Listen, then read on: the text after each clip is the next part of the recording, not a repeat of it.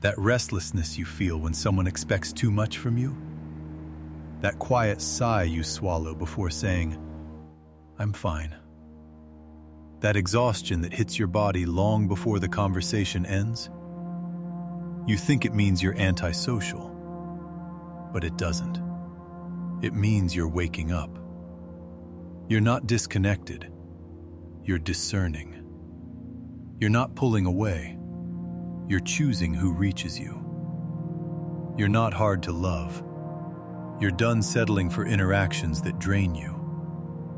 And the moment you realize that, everything changes. Because here's what's been happening inside you, quietly, almost secretly, while you've been calling yourself the distant one.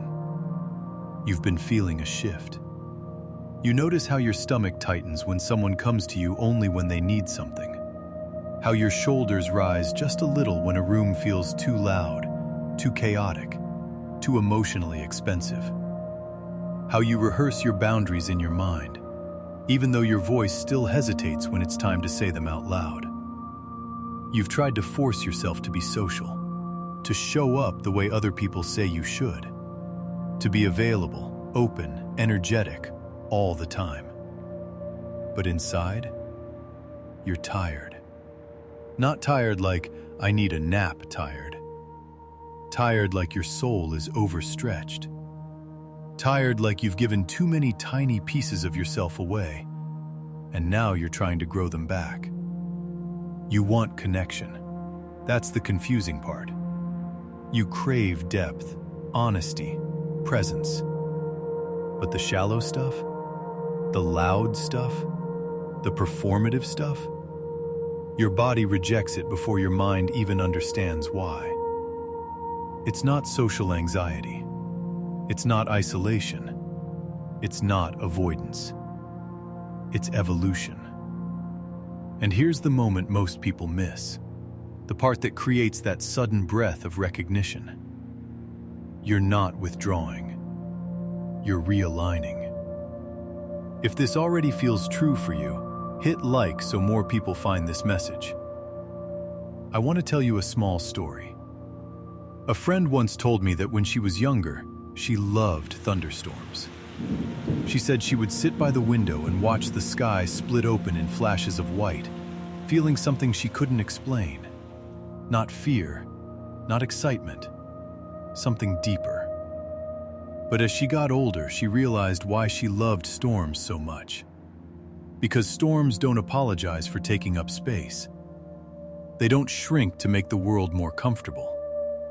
They come through, clear the air, restore balance, and leave everything cleaner than they found it.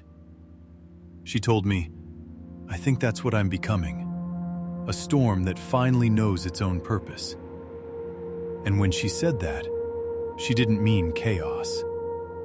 She meant clarity. That's where you are right now. And I want you to hear this part gently. Nothing is wrong with you. You didn't lose your social spark. You didn't suddenly become too sensitive or too quiet or too distant. Your nervous system simply stopped tolerating what your heart has outgrown. Some of you already know what I'm about to say. You're not meant to belong everywhere. You're meant to belong deeply, intentionally, where your energy is honored. And this is where it gets interesting. Your body has been trying to tell you when you're safe, when you're overstimulated, when you're undervalued, when you're being drained, when someone is speaking to you with their wounds instead of their wisdom. You feel it in the heaviness behind your eyes, the sudden urge to be alone, the instinct to pull back without knowing why. That's not antisocial behavior. That's energetic intelligence. You're not withdrawing, you're realigning. Here's the part that changes everything. Your solitude lately? It's not a retreat, it's a recalibration.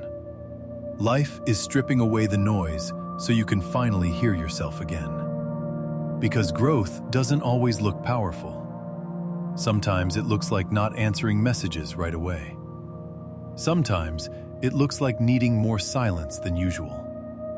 Sometimes it looks like letting friendships fade because you can feel they were built on the version of you who never said no.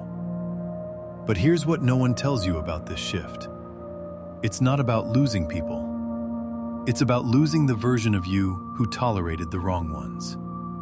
You're stepping into a higher identity, slowly, quietly, naturally. And the old world can't follow you there.